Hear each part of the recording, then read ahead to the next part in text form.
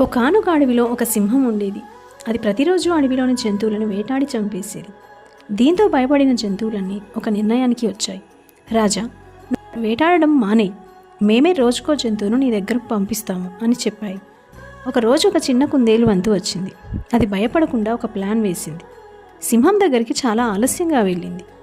ఆకలితో ఉన్న సింహం గర్జిస్తూ ఎందుకు ఆలస్యమైంది అని అడిగింది. అప్పుడు కుందేలు వినయంగా, మహారాజా, దారిలో నన్ను ఇంకొక పెద్ద సింహం ఆపేసింది. అది మీకంటే బలవంతుడనని చెప్తోంది అంది. కోపంతో ఊగిపోయిన సింహం, అది ఎక్కడుందో చూపించు అని అడిగింది. కుందేలు ఆ సింహాన్ని ఒక బావి దగ్గరకు తీసుకెళ్లి, ఇందులోనే ఆ సింహం ఉంది మహారాజా అని చెప్పింది. సింహం బావిలోకి చూడగానే తన నీడ తనకీ కనిపించింది. అది ఇంకో సింహం అనుకొని దానిపై దాడి చేయడానికి బావిలోకి దూకి ప్రాణాలు కోల్పోయింది.